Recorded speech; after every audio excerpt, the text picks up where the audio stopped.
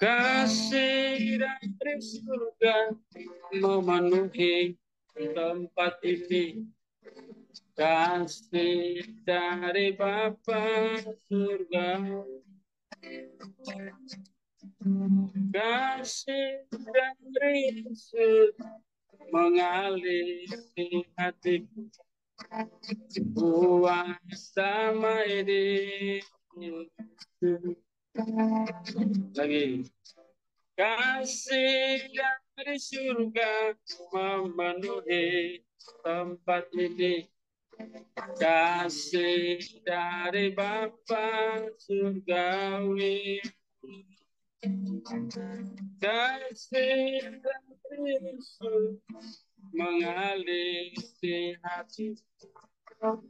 Kuasa di hidupku, mengalir kasih dari tempat tinggi, mengalir kasih dari tempat Bapa, mengalir, mengalir, mengalir dan mengalir, mengalir memenuhi hidupku, mengalir kasih dari tempat tinggi, mengalir kasih dari tata Bapa, mengalir, mengalir dan mengalir, mengalir memenuhi hidupku. Kita naikkan dari atas lagi. Kasih dari surga memenuhi tempat ini. Kasih dari Bapa surgawi. Oh, kasih dari Yesus mengalir di hati. Buat damai di hidup, mengalir kasih dari tempat tinggi, kasih dari tata Bapa, mengalir, mengalir, mengalir dan mengalir, mengalir memenuhi hidupku, mengalir kasih dari tempat tinggi, mengalir kasih dari tempat Bapa, mengalir, mengalir, mengalir dan mengalir, mengalir memenuhi hidupku, mengalir kasih dari tempat tinggi, mengalir kasih dari tatanan Bapa, mengalir, mengalir, mengalir dan mengalir, mengalir memenuhi hidupku, mengalir memenuhi hidup, mengalir memenuhi hidup.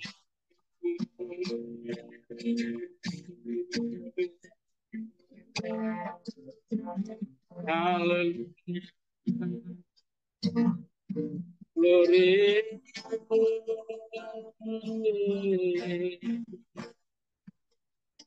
Haleluya. Mengalir kuasa memenuhi hati kami.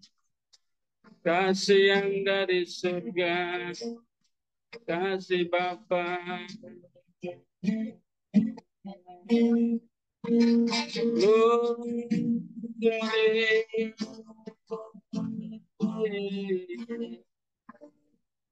Allah yang baik, kami menyembahmu.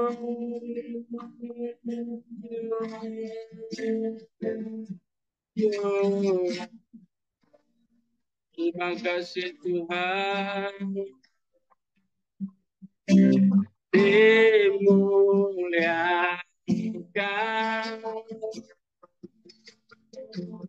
ditinggikan, Yesus Tuhan, Kau Raja yang pertama,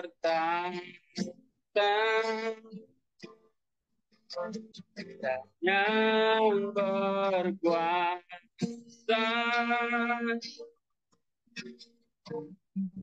Yesus Tuhan, Kau Raja. Kita naikkan pujian ini sekali lagi. Nanti saya minta dengan hormat Bapak Pastor El Manik berdoa ya. Doa pembukaan. Dimuliakan,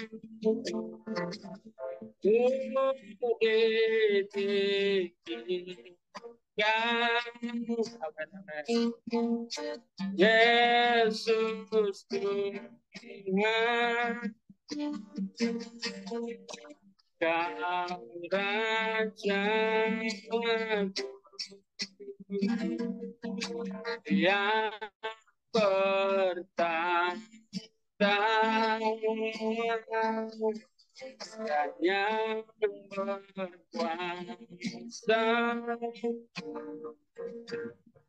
Yesus Tuhan, Kau Raja, aku Yesus Tuhan, Yesus Tuhan, Kau Raja, Yesus Tuhan, Kau Rajaku, Yesus Tuhan, Kau Raja.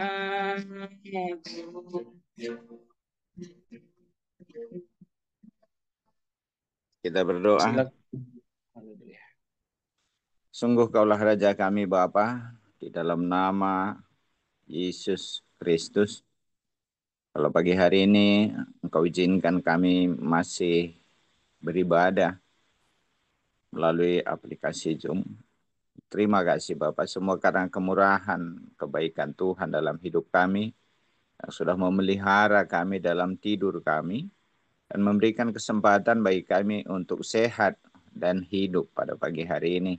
Semua karena kebaikan Tuhan semata. Terima kasih Bapa di surga. Kami percaya bahwa dalam ibadah kami pagi hari ini, seberapapun kami, semua berkat kemurahan-Mu semata.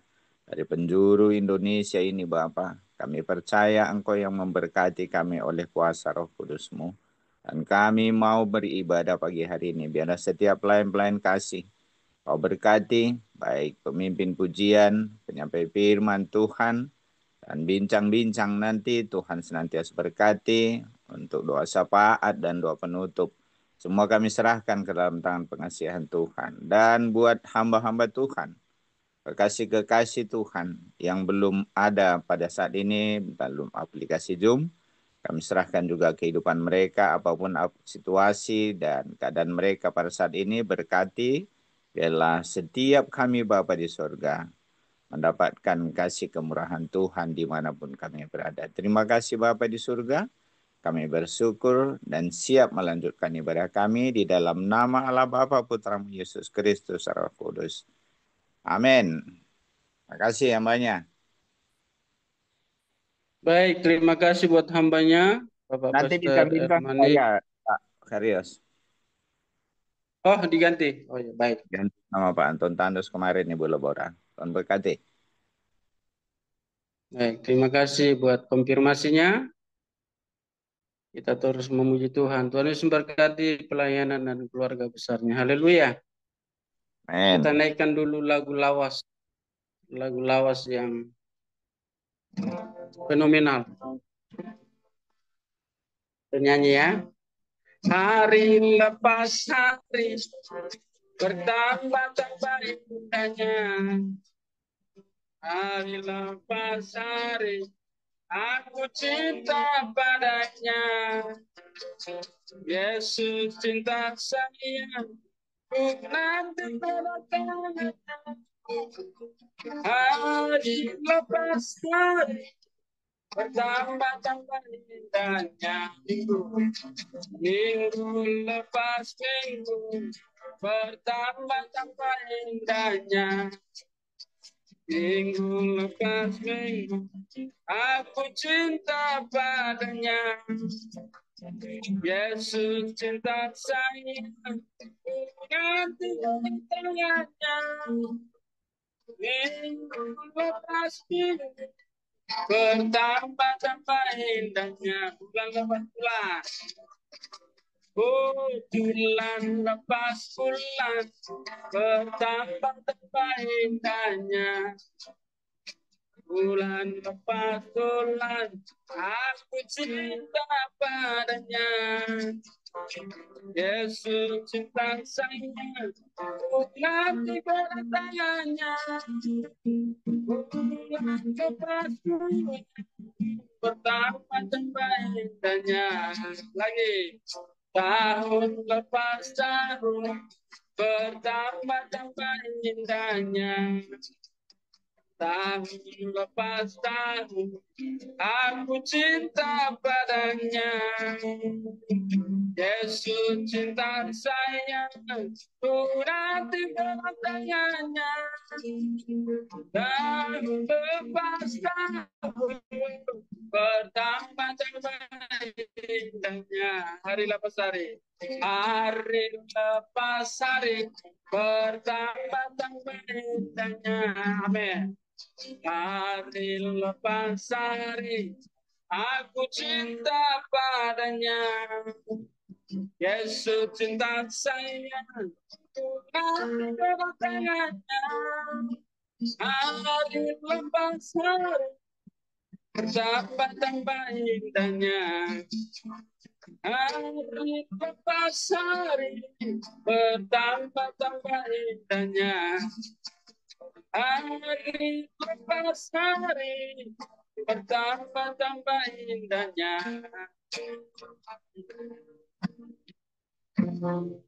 Di Tuhan. Jadi lagu ini sudah lagu lama ya. Jadi hari lepas hari bertambah-tambah indahnya. Walaupun negara kita hari lepas hari presidennya ganti, menterinya ganti, kurikulumnya ganti. Ada aja. Meskipun presidennya mantan Jenderal Kopassus, tapi intoleran tetap berjalan di negara kita yang kita cintai ini. Tapi Tuhan kasihnya tetap mantap dalam hidup kita. Amin. Baiklah. Ya, kita harus tetap mengandalkan Tuhan. Puji Tuhan. Kita mau mendengarkan firman Tuhan, ya. Kita naikkan pujian dulu. Puji Tuhan.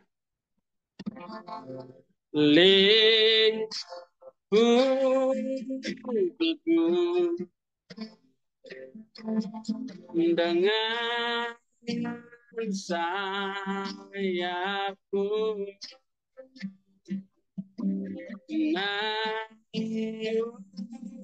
naungiku dalam kuasa-Mu. Di saat badai bergerak, Ku akan terbang bersamamu.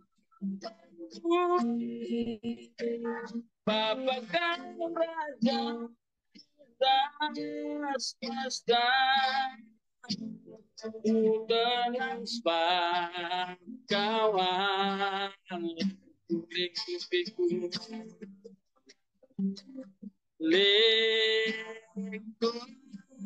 liku-liku dengan sayapmu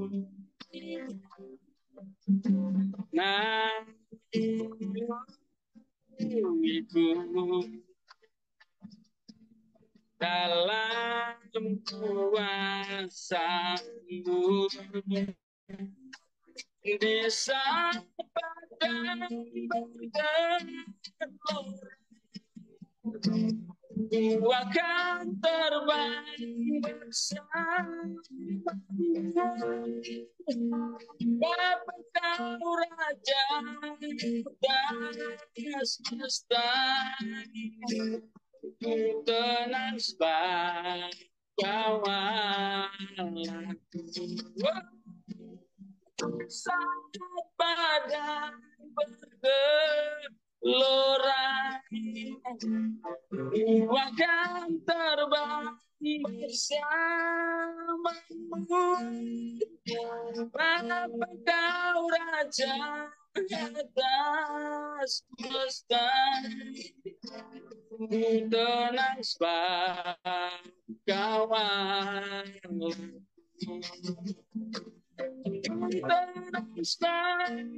kawan aku tenang kawan tenang kawan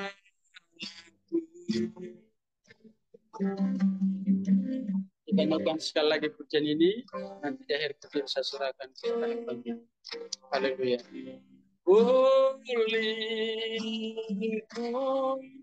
Lingkunganku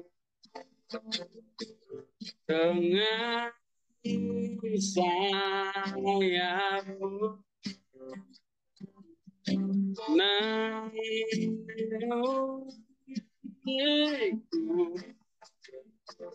dalam kuasamu di saat badai bergelora ku akan terbang bersamamu Bapa kau raja atas semesta tenang kawanku saat badai bergelora Yesus ku akan terbang bersamamu Bapa kau raja atas semesta tenang kawan tenang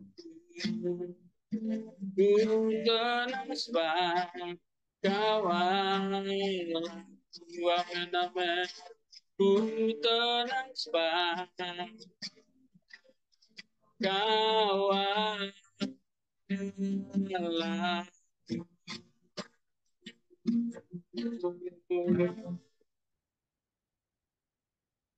kepada hambanya saya persilakan waktu dan kesempatan doa dan firman Tuhan. Haleluya. Silakan hambanya Pak Predik. Baik, Shalom, selamat pagi semua. Shalom Pak Rios, mari kita berdoa. Kami mengucap syukur Tuhan, pagi hari ini kami boleh berkumpul, memuji Engkau, berdoa dan membicarakan tentang firman-Mu. Kami percaya Tuhan hadir bersama-sama dengan kami pagi hari ini. Pujian, penyembahan kami, doa kami, diskusi nanti kiranya menjadi sesuatu yang menyenangkan hati-Mu. Terima kasih Tuhan. Ketika firman-Mu dibagikan, yang sakit Tuhan sembuhkan, yang berbeban berat Tuhan angkat. Tuhan menjadi solusi atas setiap persoalan pergumulan dalam hidup kami. Terima kasih Tuhan. Dalam nama Yesus kami sudah berdoa dan mengucap syukur. Amin.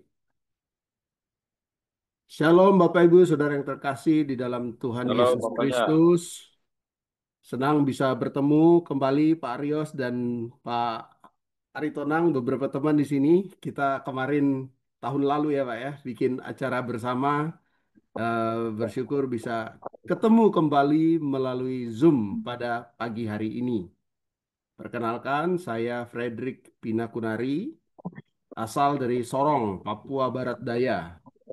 Saya dia dari Jakarta tahun 96. Bekerja dulu dari LBH Jakarta di beberapa kantor pengacara sampai punya kantor. Kemudian saya pernah 2 periode menjadi ketua umum dari Perhimpunan Profesi Hukum Kristiani Indonesia. Ya, jadi pagi ini ketika diminta untuk sharing, saya berpikir untuk berbagi sesuatu yang boleh kita bilang lagi isu yang hangat di Indonesia ya, khususnya mengenai masalah religious freedom, kebebasan beragama yang dijamin dalam Undang-Undang Dasar 45.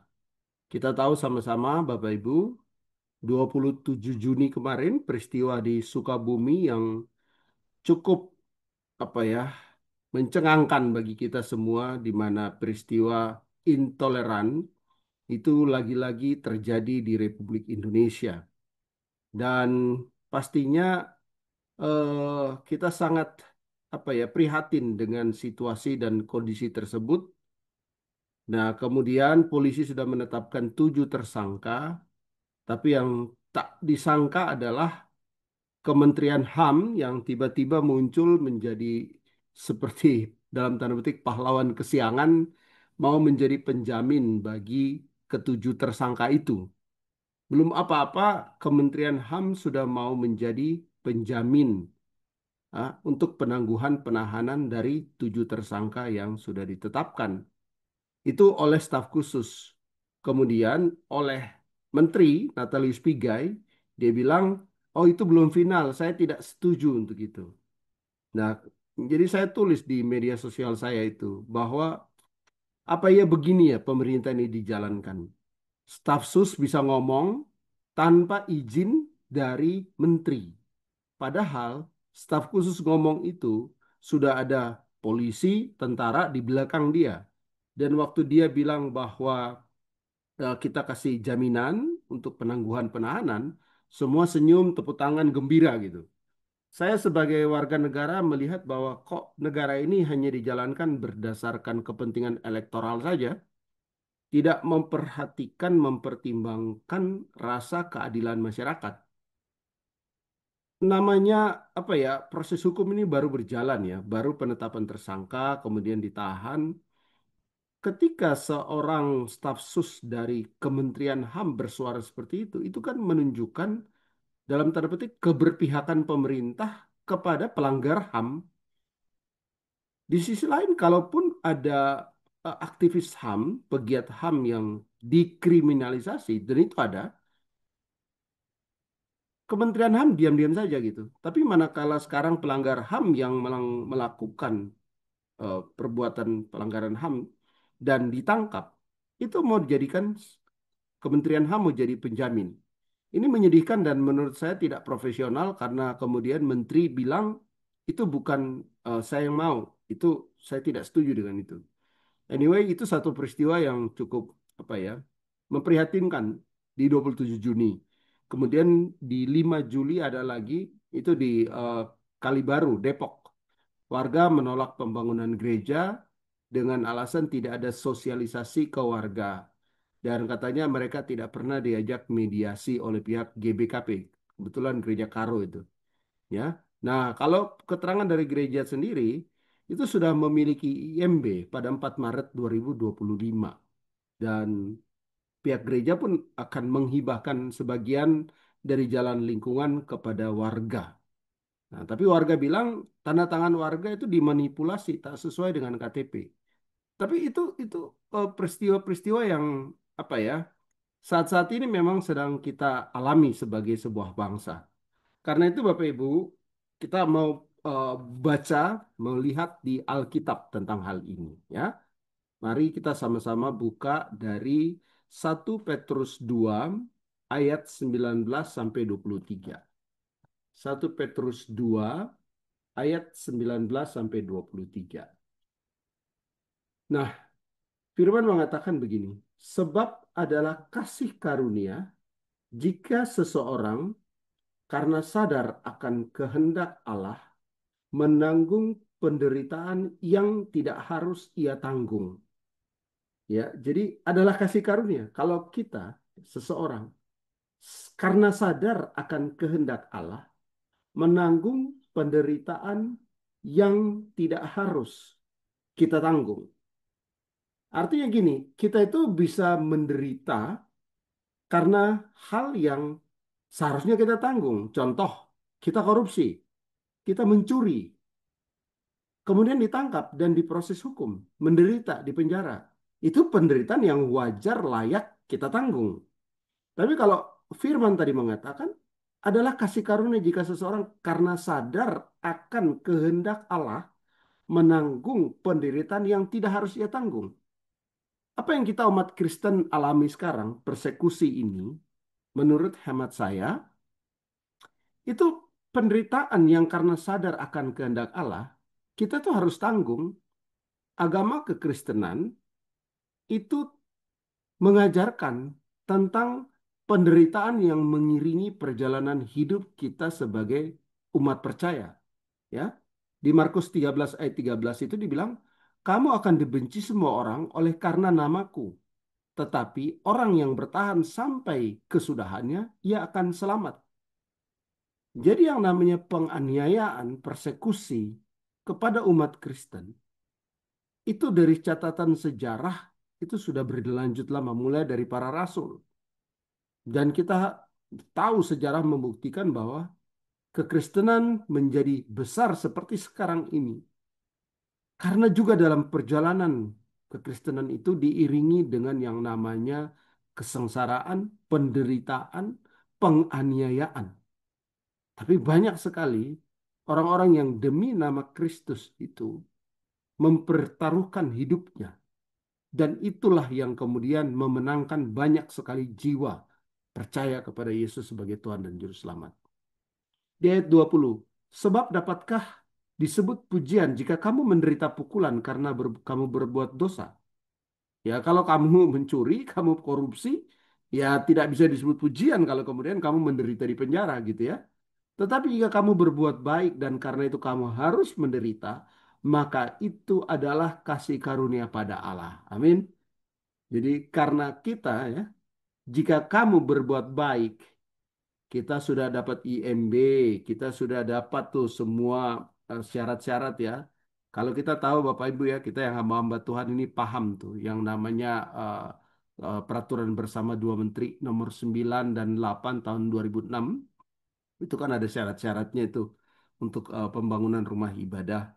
Ada minimal 90 pengguna rumah ibadah tersebut dengan harus dikasih fotokopinya. Kemudian ada surat dukungan dari masyarakat setempat 60 dan itu disertifikasi, disahkan oleh eh, kelurahan setempat ya.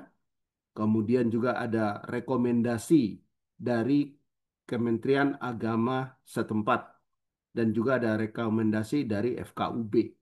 Kalau itu semua sudah kita punya, IMB sudah kita punya, terus kemudian kita mau bangun gereja dan kita dihalangi seperti yang kejadian-kejadian sekarang-sekarang ini, maka kalau menurut firman Tuhan tadi, tetapi jika kamu berbuat baik dan karena itu kamu harus menderita, maka itu adalah kasih karunia pada Allah. Ya. Sebab untuk itulah kamu dipanggil, karena Kristus pun telah menderita untuk kamu dan telah meninggalkan teladan bagimu supaya kamu mengikuti jejaknya. Amin ya. Jadi Kristus sudah menderita untuk kita dan meninggalkan teladan bagi kita supaya kita mengikuti jejak Kristus. Kemudian di 1 Petrus 4 ayat 12 sampai 16. 1 Petrus 4 ayat 12 sampai 16. Ini dari apa judulnya aja menderita sebagai Kristen. Saudara-saudara yang kekasih, janganlah kamu heran akan nyala api siksaan yang datang kepadamu sebagai ujian, seolah-olah ada sesuatu yang luar biasa terjadi atas kamu. Artinya persoalan, pergumulan, penderitaan itu sesuatu yang bisa hadir dan dalam kekristenan itu hal yang sudah sering sekali mengiringi langkah hidup orang Kristen dalam em, penyebaran Injil. Sebaliknya bersukacitalah sesuai dengan bagian yang kamu dapat dalam penderitaan Kristus. Jadi Alkitab mengajarkan kita bersukacita sesuai dengan bagian yang kita dapat dalam penderitaan Kristus. Supaya kamu juga boleh bergembira dan bersukacita pada waktu ia menyatakan kemuliaannya. Berbahagialah kamu jika kamu dinista karena nama Kristus. Sebab roh kemuliaan, yaitu roh Allah, ada padamu. Jangan ada di antara kamu yang harus menderita sebagai pembunuh atau pencuri atau penjahat atau pengacau.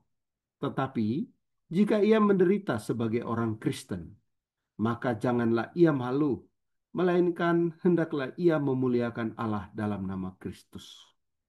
Ya, ketika kita menderita sebagai orang Kristen, janganlah kita malu, tapi hendaklah kita memuliakan Allah dalam nama Kristus. Apa yang dilakukan oleh pemilik villa yang kemarin di Sukabumi itu ketika dia dikasih 100 juta oleh KDM untuk memperbaiki renovasi dia punya villa, dia kan bilang dia kembalikan itu dana kepada pihak masjid dan pihak rumah ibadah setempat.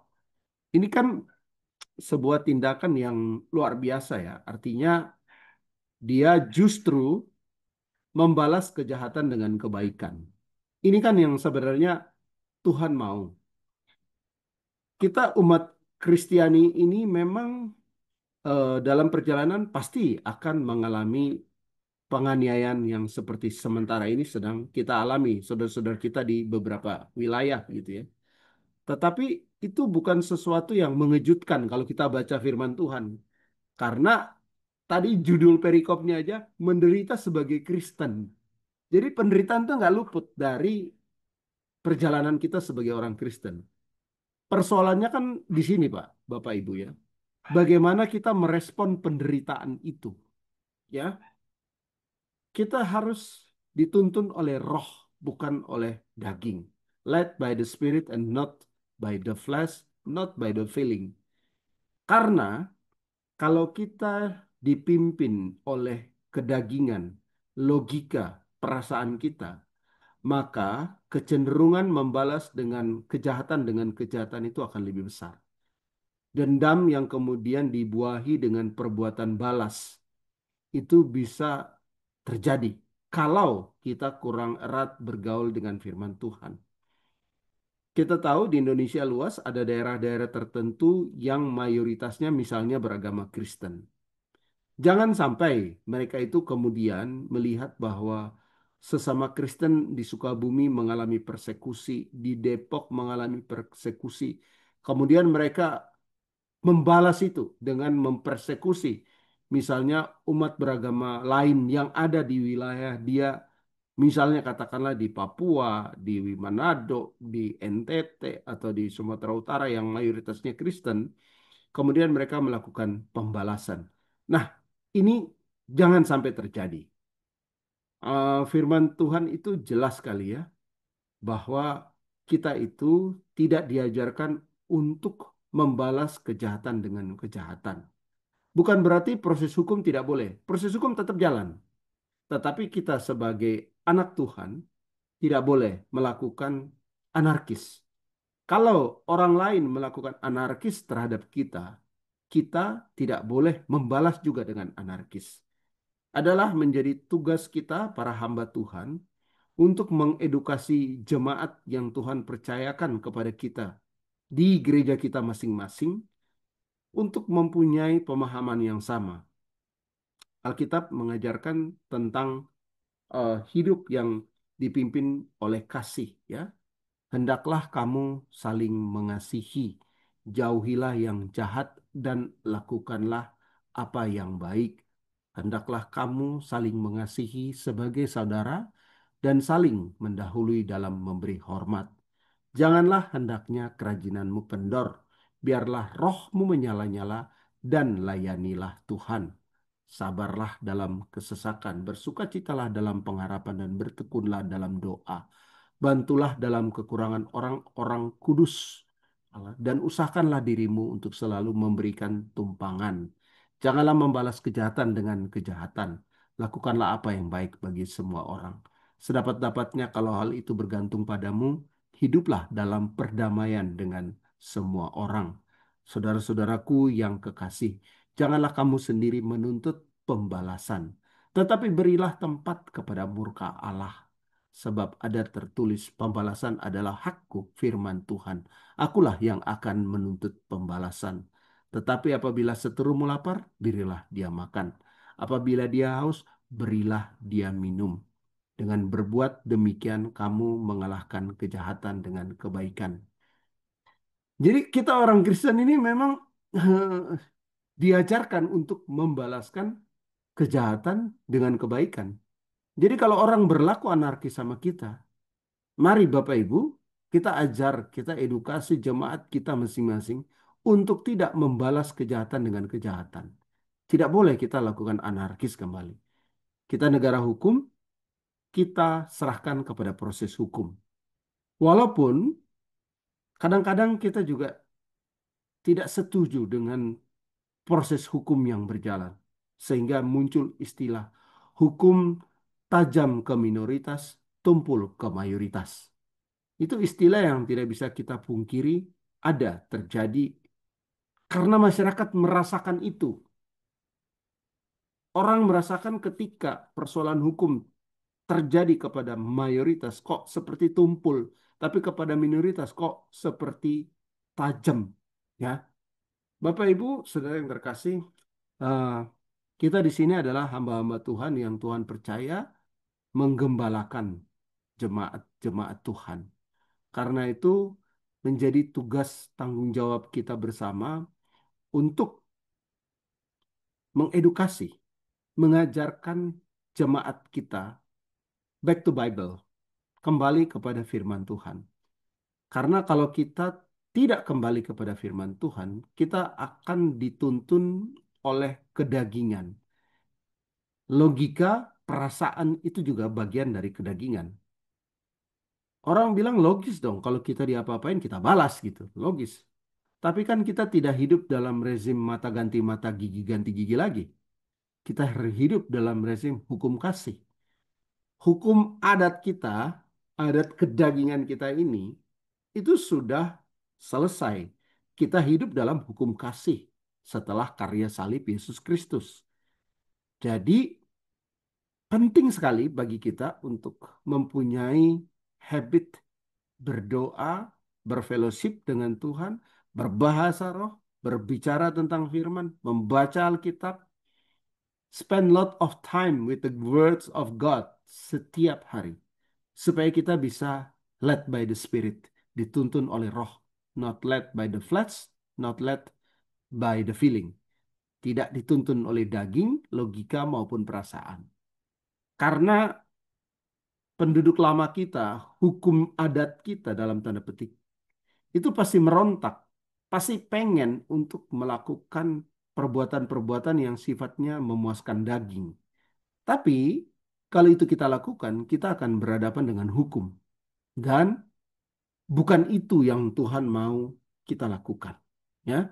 Jadi Bapak Ibu, penderitaan itu bagian kok dalam kekristenan. Makanya Alkitab bilang, sebab aku bermegah dalam kesengsaraan.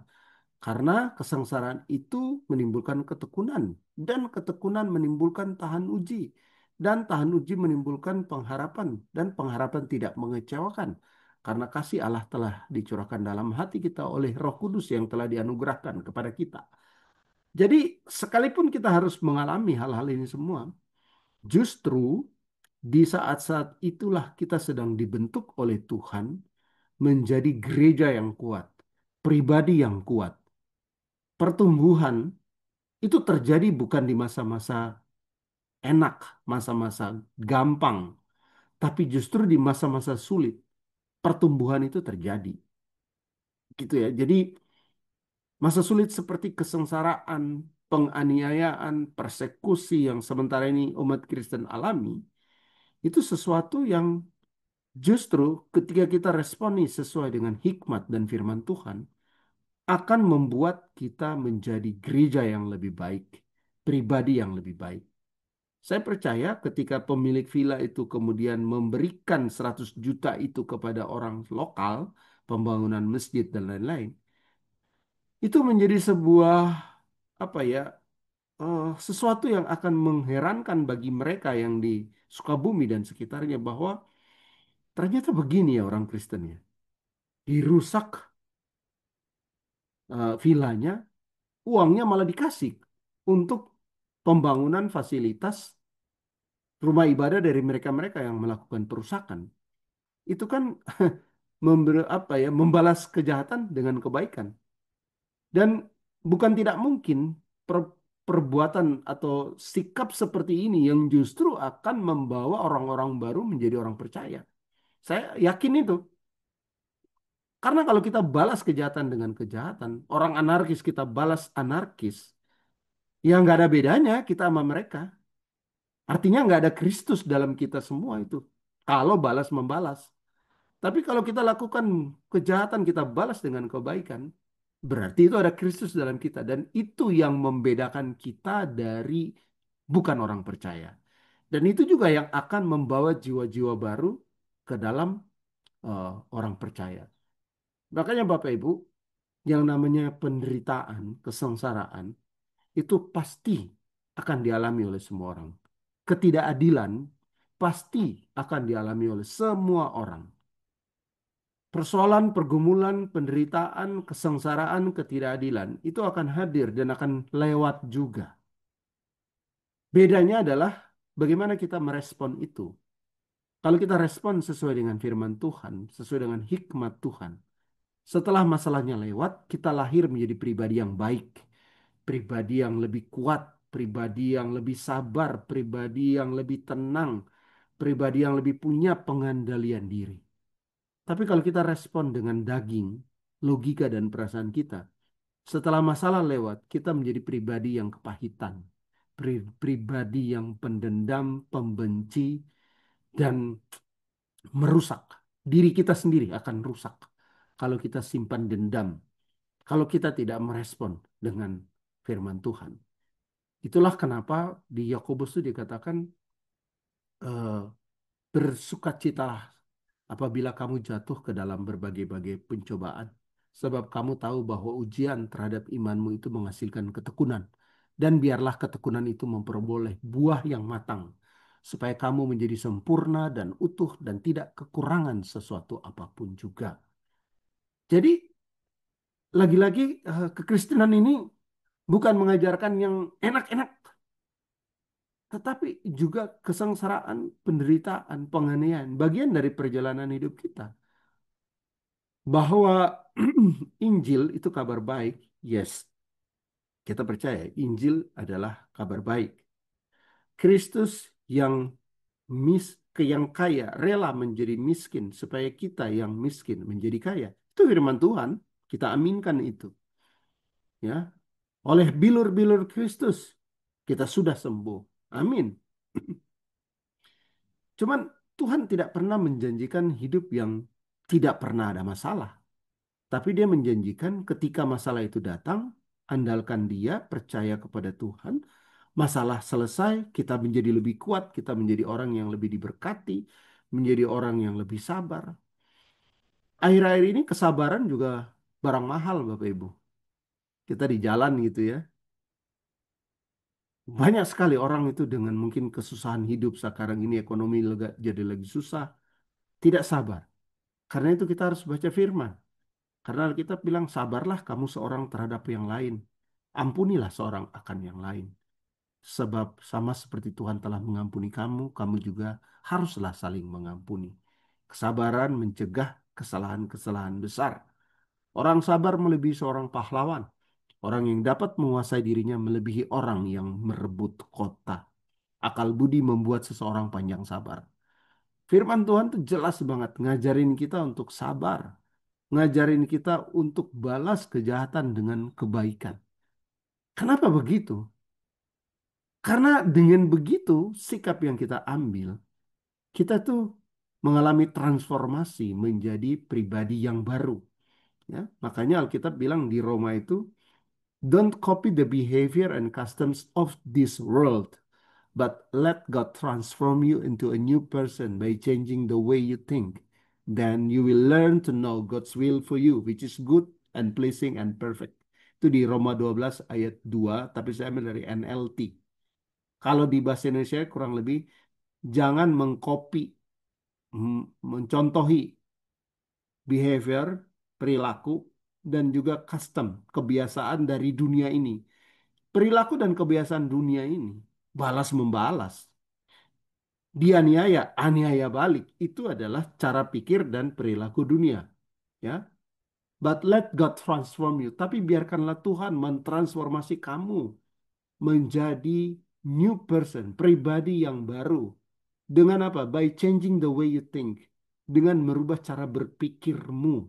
Ya, by changing the way you think. Then you will learn to know. Maka engkau akan belajar untuk mengetahui God's will for you. Kau belajar untuk mengetahui kehendak Tuhan dalam dirimu. Yaitu kehendak Tuhan itu baik, kehendak Tuhan itu menyenangkan, kehendak Tuhan itu sempurna. Jadi kehendak Tuhan itu baik, menyenangkan, sempurna. Sekalipun itu harus dilalui dengan penganiayaan, penderitaan. Tapi end result, ujung dari itu semua adalah kehendak Tuhan bagi kita adalah kebaikan, kebahagiaan, dan kesempurnaan. Itu di Alkitab versi NLT, New Living Translation Version. Lebih clear, lebih lengkap. Ya, jadi Bapak Ibu, saya pikir apa yang terjadi akhir-akhir ini memang kita prihatin ya dengan apa yang sudah kita alami sekarang ini. Tetapi itu bagian dari perjalanan hidup kita sebagai orang Kristen. Saya kebetulan tanggal 24 sampai 28 ke 29 saya itu di Bangkok, di Thailand. Berkumpul kami para advokat dari banyak negara, advokat Kristen. Jadi ada dari India, Nepal, Bangladesh, Pakistan, Amerika, Denmark, Vietnam, Thailand, Uganda, dan kita mendiskusikan masalah kebebasan beragama. Setelah saya dengar kesaksian mereka dari berbagai negara itu, giliran saya ngomong, saya bilang, saya bersyukur lahir di Indonesia. Karena setelah saya mendengar penderitaan saudara-saudara di berbagai negara ini, ternyata Indonesia walaupun tidak sempurna, masih jauh lebih bagus daripada saudara-saudara semua. Di India, Kristen cuma 2,3%, Pakistan cuma 1,3%, Bangladesh itu di bawah 0,5%, Sri Lanka 6,1, lumayan, Nepal 1,7%, kalau kita di Indonesia, Kristen dan Katolik kurang lebih 15%. Jadi Bapak Ibu, setelah saya dengar dari teman-teman dari berbagai negara tentang kondisi di negara mereka yang penindasan terhadap umat Kristen tuh begitu dahsyat gitu ya. Saya bilang bersyukur saya lahir di Indonesia. Walaupun Indonesia juga tidak sempurna. Jadi Bapak Ibu, eh, firman Tuhan bilang mengucap syukurlah senantiasa dalam segala hal. Sebab itulah yang dikehendaki Allah dalam Kristus Yesus bagi kamu. Kita bersyukur kita lahir di Indonesia.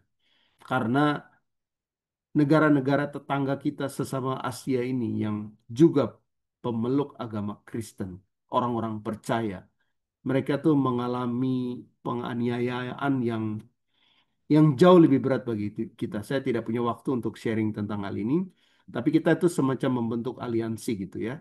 Maka ketika peristiwa Sukabumi, langsung saya bikin versi bahasa Inggrisnya, saya kirim ke mereka supaya mereka bunyikan di negara mereka masing-masing.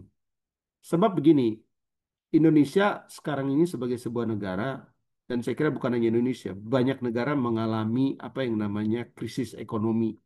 Dengan mulai dari dulu antara Rusia, Ukraina, lanjut sekarang Israel, Iran.